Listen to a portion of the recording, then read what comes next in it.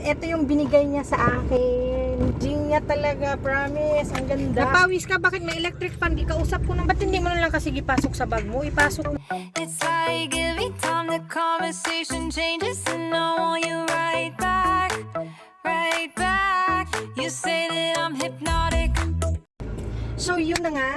Nagkita na kami nung seller. And ito yung binigay niya sa akin. So tiningnan ko nga siya sa loob. Lalo na ito. Hydro Glow Facial Wash. Yan. Ang ganda ng product nila, yung packaging. As in talaga. Ang ganda. O tingnan nyo. Mayroon silang toner, Hydro Glow toner. And I think ano din ito sabon. Yes. With niacinamide. Ayan, brightening with niacinamide. And this one is wow, facial sunscreen. Tamang-tama, paubos na nga yun, di ba? Ubos na talaga. Ubos na yung sunscreen ko. And this one, my God.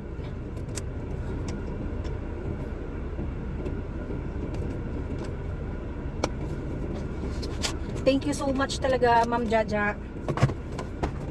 And malapit taga Jensen lang siya. Hindi siya nagka-cast ng white. Water-based siya.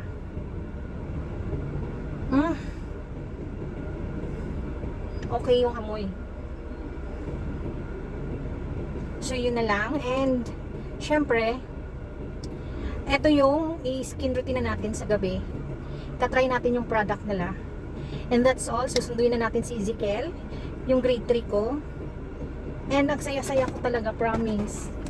First time ko dito sa Jensen na may isang seller na nagbigay sa akin ng sample. And sana tuloy-tuloy na rin ito. Diba? Wala naman ako ibang pangarap kundi maging talagang mommy vlogger talaga. Kung hindi lang naman sa YouTube, sa TikTok and sa FB page.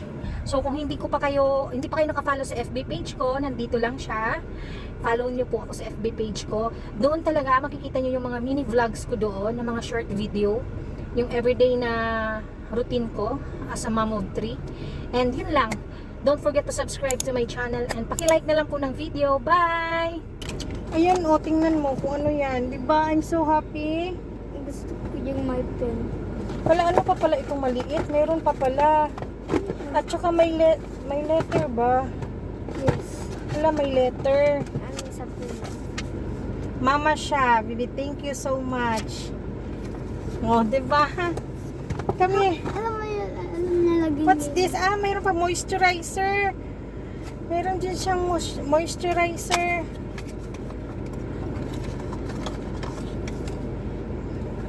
Gusto ko color pen. Ayun, Mabango siya. gusto ko yung pen. I love the packaging. Yung packaging niya talaga, promise. Ang ganda, social.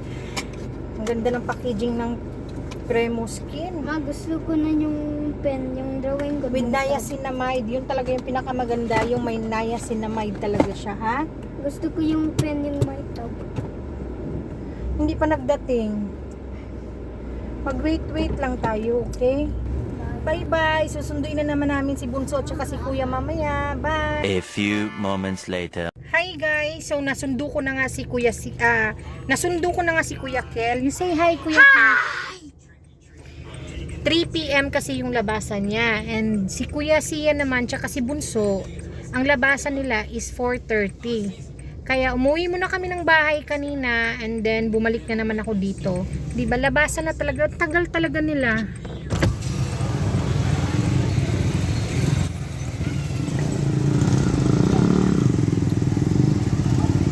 Ang tagal nila, promise. Ang tagal ni Kuya. Bago ko kasi sila sinundo dito sa school ngayon, tumawag na ako kay Kuya. And eto yung kinaiinisan ko ba, yung tumawag ka na, tapos maghihintay ka pa. Nasaan kaya siya? Kasi nasa parkingan daw sila kanina. Si Kuya Sia nakikipaglaro pa talaga siya sa mga classmate niya. At yun, nakita ko na siya. Ayun. Ay, very good. Very good talaga. Siya ang nagbitbit ng bag ng kapatid niya. Ayan na sila. Ayan na yung dalawa, yung panganay ko at bunso.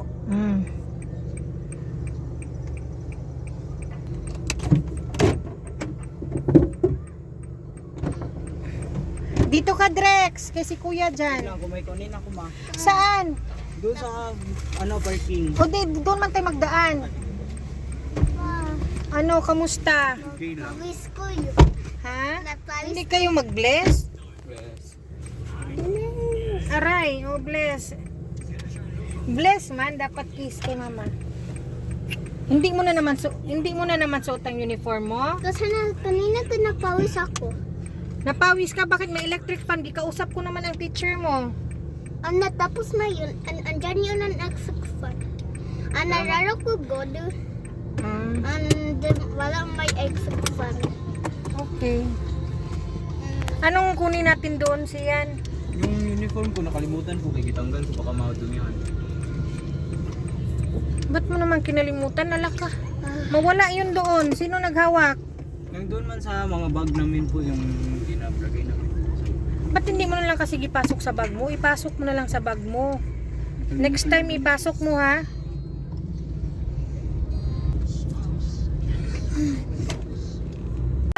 Wait lang. Uy, maghintay ka ba? Kunin ko baka mawala. Yan kasi. Yan ang sinasabi ko. Ikaw, Drex, nasaan ang uniform mo? Andyan ko pa. Nasa bag? Very good. Mabuti ka pa. Ang kuya mo. Sana hindi pa uuwi ang mga classmate mo? Ano po, i-text man yun sila pag mag-uwi po.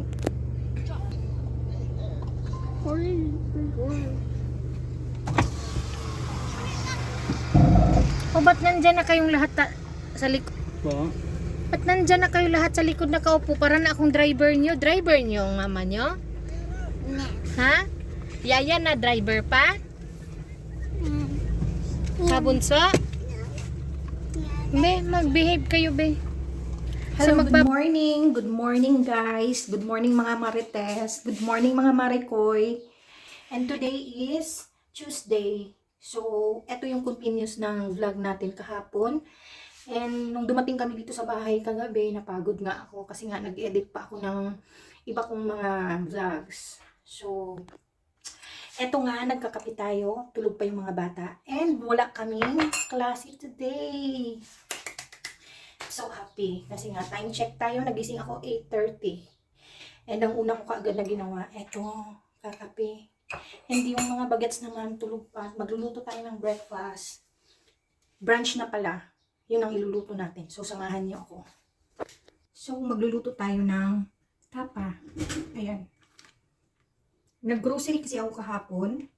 And yan nga, yung grocery ko kahapon, 1 week yan na ulam ng mga bagets. Baon sana sa school, pang lunch nila. Pero ngayon kasi wala silang pasok kasi holiday, magluluto tayo. Kukuha ko dun sa mga stock nila para baon nila sa school. Yun ang iluluto ko. Tamang-tama naman holiday. Hinayaan ko lang silang matulog doon ng bonggang-bongga. Tapos yung pinagprituhan ko ng beef tapa, dito ko na lang ipa-fried rice. Itong sobra naming rice kagabi. Medium heat lang.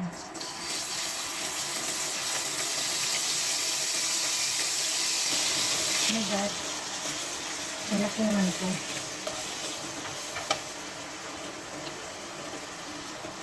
Kukunti lang pala siya. Siyempre, ilalagay na lang natin lahat ng sauce. Siguro. Sayang na.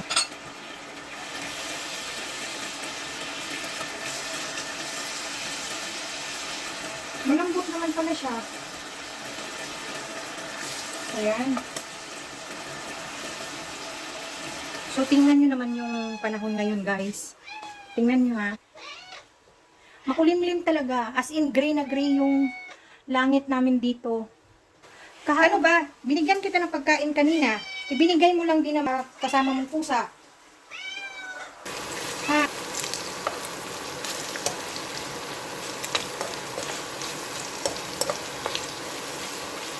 So, dito ko isasangag yung sobrang rice namin. Babawasan ko lang siya ng mantika.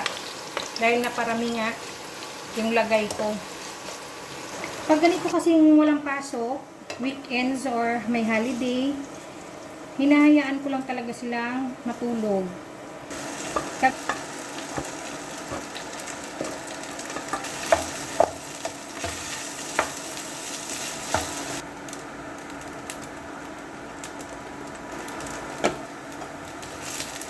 Lalagyan ko na lang siya ng seasoning. Lalagyan natin ng salt. Kukunti lang naman ito.